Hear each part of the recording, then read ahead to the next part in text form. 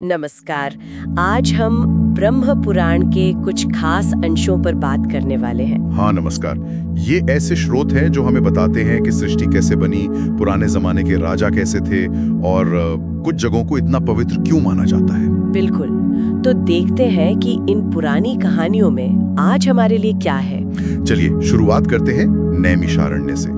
सुनाई ये ज्ञान और यज्ञों का बहुत बड़ा केंद्र था। हाँ बिल्कुल। कहानी यहीं से शुरू होती है कि हजारों ऋषि एक बड़े यज्ञ के लिए वहाँ जमा हुए थे। अच्छा। और वहीं पर सूत जी थे जिन्होंने पुराणों का ज्ञान सुनाना शुरू किया। ये एक पैटर्न सा है। हाँ, पुराणों में कि ज्ञान ऐसे ही सबके बीच बांटा जाता था। हाँ बिल्कुल। ये दिखाता है कि ज्ञान सबके लिए था, सामुदायिक था। और यही हमें सृष्टि की कहानी मिलती है। कैसे? मतलब विष्णु की नाभि से ब्रह्मा का जन्म। हाँ वही कि विष्णु की नाभि से कमल निकला, उस पर ब्रह्मा जी आए।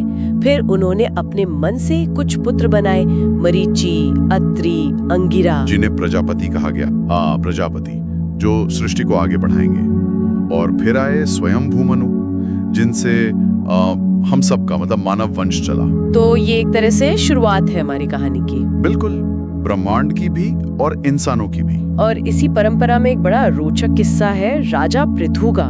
उनके पिता राजा वेन, वो तो बड़े अत्याचारी थे। हाँ बहुत ज्यादा। इतने के ऋषियों को गुस्सा आ गया और उन्होंने वेन को मार दिया। फिर तो अराजकता फैल गई होगी। फैल गई तो ऋषियों ने ही हल निकाला। उन्होंने वेन की भुजाओं का मंथन किया। भुजाओं का मंथन? हाँ, मतलब हाँ। जैसे सागर मंथन हुआ था। और उस मंथन से निकले राजा पृथु, एकदम तैयार, कवच और धनुष बाण के साथ। अरे वाह, इसका कोई गहरा मतलब भी है क्या मंथन का? जरूर। ये शायद दिखाता है कि कैसे संकट से ही या कहें बुराई से ही अच्छाई या नेतृत्व पैदा हो सकता है। पृथु तो फिर एक आदर्श राजा बने। हाँ मैंने पढ़ा है कि उन्होंने पृथ्वी का दोहन किया था। अरे बाप रे। हाँ, कहानी है कि पृथ्वी ने मतलब धरती माँ ने अन्न देना बंद कर दिया था और गाय का रूप लेकर भागने लगी। अच्छा, क्यों? शायद वेन के अत्याचारों से दुखी होकर। तो पृथु ने उसे रोका, उसे समतल किया और फिर जैसे गाय को दूते हैं वैसे ही पृथ्वी का दोहन किया। और उससे क्या निकला? सब कुछ, अन्न, रत्न, जीवन जीने की सारी चीजें हैं। ये कहानी असल में राजा के कर्तव्य को दिखाती है कि उसे प्रजा का पोषण करना है, पृथ्वी का ध्यान रखना है, व्यवस्था बनानी है। ये संतुलन वाली बात बहुत जरूरी है। पृथु ने तो अच्छा काम किया, पर आगे चलकर सूर्य वंश और चंद्र वंश में तो कई राजाओं की कहानियां हैं जहां धर्म अधर्म की बड़ी लड़ाई दिखती है। बिल्कुल, जैसे राजा सगर को ही ले लीजिए। उनके 60,000 बेटे थे। 60,000? हाँ 60,000। और उनमें इतना अहंकार था कि उन्होंने पूरी पृथ्वी भौंट डाली यज्ञ का घोड़ा ढूंढने के लिए। अरे बाप रे। और फिर कपिल मुनि का अपमान कर दिया, तो मुनि के क्रोध से सब के सब जल के राख हो गए। तो ये अहंकार का नतीजा था? हाँ, अहंकार का भी, और शायद ये भी कि जब आप प्रकृति से इतनी छेड़छाड़ करते हैं तो उसके विनाशकारी परिणाम होते हैं। पर देखिए, दूसरी तरफ उन्हीं के वंश में भागीरथ हुए। हाँ, भगीरथ, जो गंगा को पृथ्वी पर लाए। बिल्कुल। उनकी तपस्या, उनका दृढ़ निश्चय देखिए, कितना मुश्किल काम था, पर उन्होंने कर दिखाया। तो ये वंशों की कहानियां सिर्फ राजाओं का इतिहास नहीं है, ये कर्म, भाग्य और इंसान की हिम्मत की कहानियां हैं। सही कहा। और कर्म और भाग्य से ही जुड़ी है तीर्थों की महिमा।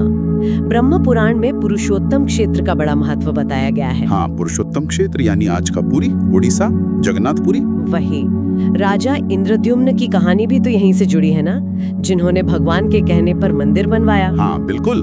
कहते हैं भगवान विष्णु ने उन्हें सपने में आदेश दिया था और फिर वो लकड़ी की मूर्तियां मिली जिनसे जगन्नाथ, बलभद्र और सुभद्रा की स्थापना हुई। उन मूर्तियों का भी अपना रहस्य है। बिल्कुल। और पुराण कहता है कि पुरुषोत्तम क्षेत्र तो मोक्ष देने वाला सबसे बड़ा तीर्थ है। वहां समुद्र में नहाना, भगवान के दर्शन करना और रथ यात्रा। रथ यात्रा? हाँ, गुंडीचा यात्रा जिसे कहते हैं। हाँ, उसका तो बहुत ही ज्यादा महत्व है। ये शायद दिखाता है कि कुछ जगहें ऐसी होती हैं जहां भगवान की ऊर्जा बहुत घनी होती है। वो जगहें एक पुल की तरह काम करती हैं, भक्त और भगवान के बीच। और कहा जाता है कि वहां भक्ति से जाने पर सारे पाप धुल जाते हैं। हाँ, ऐसी मान्यता है कि आध्यात्मिक उन्नति होती है। एक और कहानी जो मुझे हमेशा बहुत हैरान करती है वो है मार्कंडेय ऋषि की। जिन्हें बहुत लंबी उम्र का वरदान था। हाँ, चिरंजीवी मार्कंडे। उन्होंने प्रलय देखा था। जब सारी दुनिया पानी में डूब गई थी, तब उन्होंने भगवान विष्णु को एक छोटे से बच्चे के रूप में देखा। हाँ, एक बरगद के पत्ते पर तैरते हुए, वटवृक्ष के पत्ते पर। ये कल्पनाएं कितनी विस्मयकारी है। और उसके बाद जो हुआ वो और भी अद्भुत था। कथा के अनुसार वो उस बालक के मुंह में चले गए। इंसान, पहाड़, नदियां, सब कुछ उस बालक के पेट में था। बाप रे, मतलब सब कुछ ईश्वर के अंदर ही है। बिल्कुल, ये प्रसंग यही दिखाता है।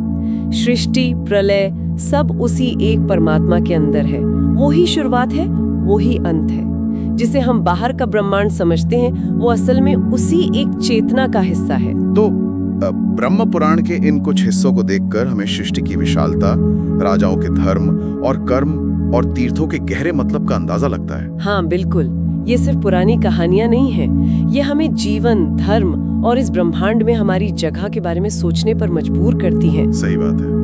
और आज भी ये सवाल उठता है कि इन प्राचीन कथाओं में जो व्यवस्था, जिम्मेदारी और पवित्रता के विचार हैं, वो हमारी आज की दुनिया के लिए कितने प्रासंगिक हैं, या शायद वो आज की दुनिया को कोई चुनौती देते हैं। सोचने वाली बात है।